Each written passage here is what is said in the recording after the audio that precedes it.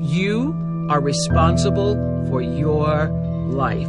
And if you're sitting around waiting on somebody to save you, to fix you, to even help you, you are wasting your time, because only you have the power to take responsibility to move your life forward.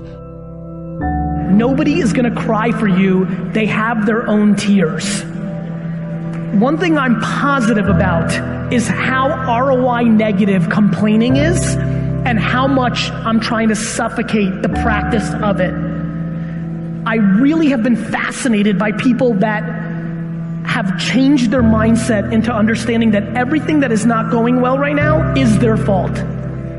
It has been remarkably important to me in understanding that everything that I'm not happy about is on me. It's a remarkably interesting brain twist. The amount of energy spent on things that you can't control versus being accountable to what you can control has been a huge separator for me in the last 4 or 5 years as I've dug deep. I always tell people the most valuable lesson I got from my mentor, Jim Rohn, was I asked my father, worked 2 jobs. We were always broke. We had no money for food. And we lived in a community we moved to, which was, I thought they were all rich and we were on the other side of the tracks. It was lower middle class, but compared to where we lived before, these people seem rich compared to us. And I just didn't understand it. And Jim said to me, Tony, it's not about the value of your soul. It's about the value of you in the marketplace. And your father's skills are not that valuable. Someone said we have 2 primary choices in life. We can either accept conditions as they exist, or we can take the responsibility to change them. See, a lot of people want to exempt themselves from taking responsibility. All they want to do is talk about the problem. Every time you see them, they'll tell you their story over and over and over and over again. No one's going to do anything for you. A couple rules of being a real leader. You need to take responsibility for your own life. Bringing energy to your team. Leading in recruiting. Leading in leadership. Leading in growth. Nobody owes you anything, but you owe other people everything. That's what a leader does. You take responsibility. You know exactly right now what you're not doing. It would be criminal of you to leave here and say, I don't know what to do. You know exactly what you're afraid of. You know exactly what you've been avoiding. And you got to make a decision to change it.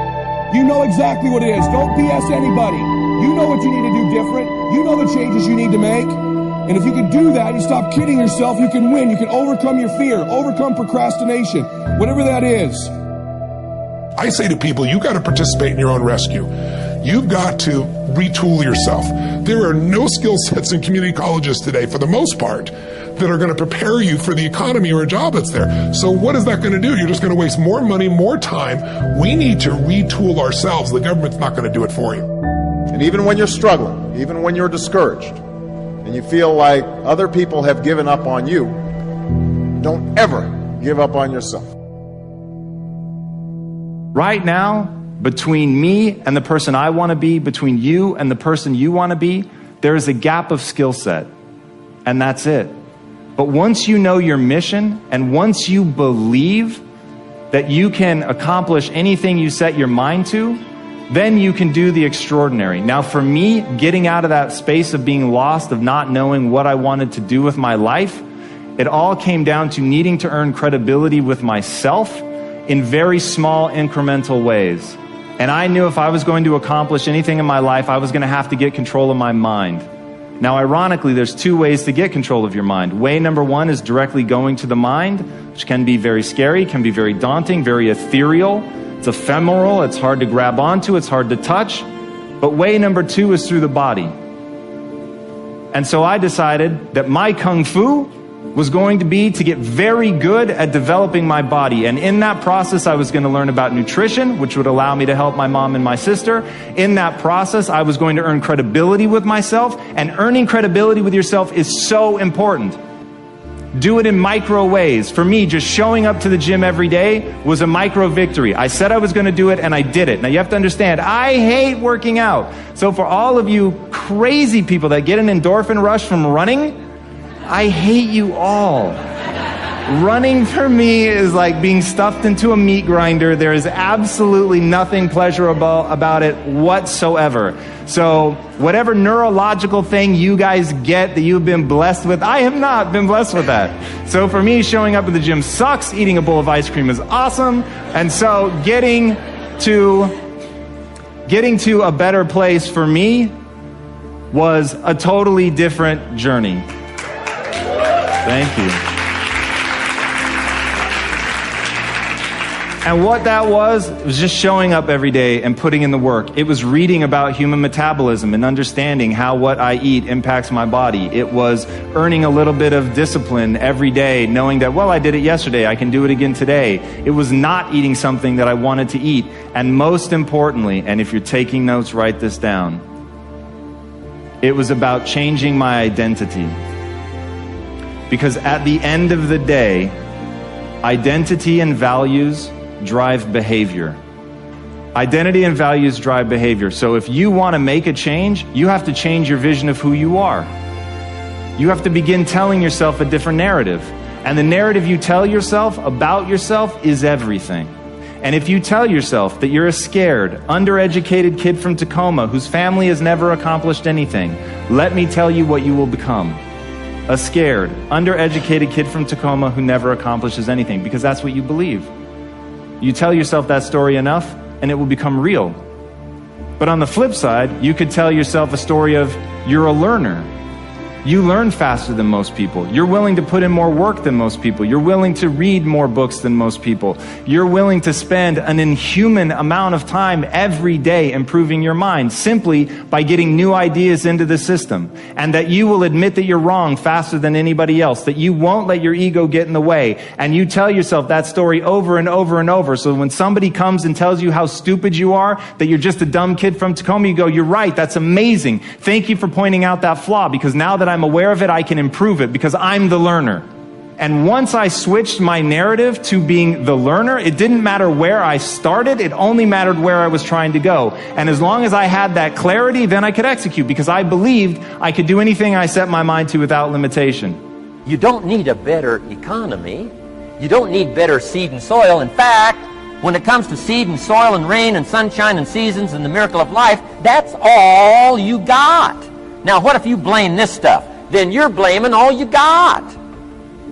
If you blame the economy, and you blame the schools, and you blame the teachers, and you blame the sermons and the preachers, and you blame, the marketplace, and you blame the company and company policy, what else is there?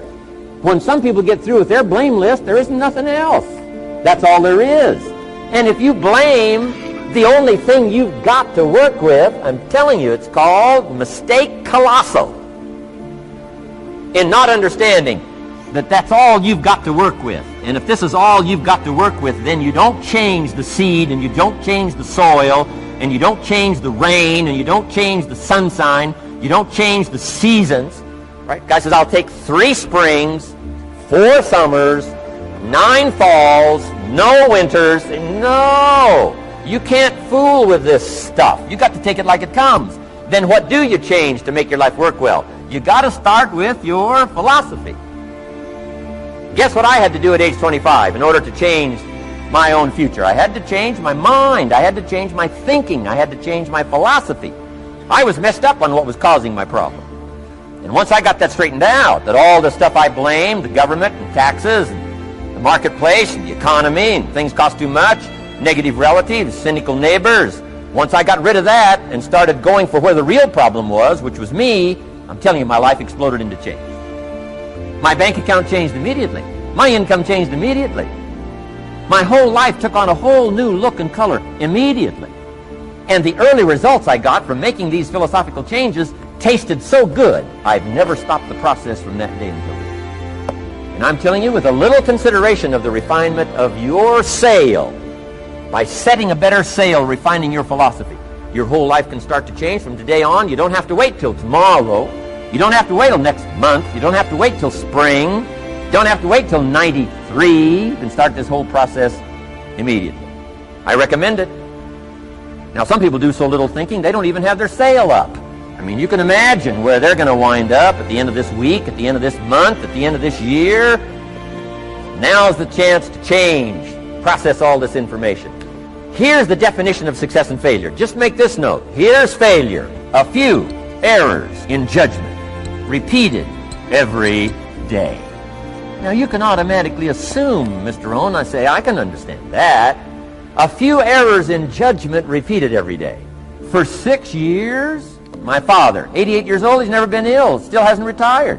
Not long ago, midnight, we're getting ready to go to bed. We've drilled a new well, got some extra water, got some more acres going, he's all excited. At midnight, we're getting ready to go to bed. My father's eating what he calls his midnight snack. A little bite to eat before you go to bed. Don't have to go to bed hungry. And I'm watching him eat this midnight snack. Guess what he had? An apple, a few graham crackers, and a glass of grapefruit juice. I said, no wonder my father's so healthy. My mom taught us all those good health practices.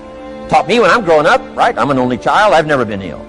Passed the big 5-0 some time ago. My 2 daughters, 32, 33, never been ill. My grandkids, never been ill. I'm telling you, the legacy lingers on. As I watched my father have this midnight snack, suddenly it occurred to me. I know that's part of it. An apple, what? A day. That's gotten to Dallas-Fort Worth, right? An apple. An apple a day keeps the doctor away. Good question for this intelligent audience. What if that's true? You say, well, Mr. Rohn, if that's true, that would be easy to do. Then what's the problem? It's easy not to do. It's easy not to adopt it as your own personal philosophy. Or the guy messed up to say. Guy says a Hershey bar a day. Say, no. No. You've been watching too much television. It is not Hershey bar. You got to be smarter in philosophy than to fall for the Hershey bar a day when it's an apple a day. You got to be smarter than that. And if you make that kind of an error in judgment every day for 6 years, I'm telling you, it'll accumulate into disaster. Sometimes the first year you say, well, you know, I'm so healthy now, what difference is it going to make? You got to be smarter than that. Just because disaster doesn't fall on us at the end of the first day doesn't mean disaster isn't coming. You got to be so smart that you look down the road and say, will the errors in my present judgment of philosophy, what's that going to cost me in 1 year, 6 years, 1 month, 6 months? I'm telling you, the money cost and the health cost and the success cost is too gigantic if you look down the road a little ways and say, are there errors in my current judgment like an apple versus a Hershey bar? Is that just a good illustration of some of the rest of my errors in judgment? If it is, that's where I found myself at age 25. I started working when I was 19. I met my teacher who helped turn my life around when I was 25. That's 6 years. At the end of the first 6 years of my economic life, I've got pennies in my pocket. I've got nothing in the bank. The creditors are calling saying, hey, you told us the check was in the mail. I'm embarrassed. I'm behind on my promises. I live in America. I'm 25-year-old American male. I got a nice family, every reason to do well. And I'm messed up. Now, what's messed up? I used to think it was the community that was messed up, and the country was messed up, and the government was messed up.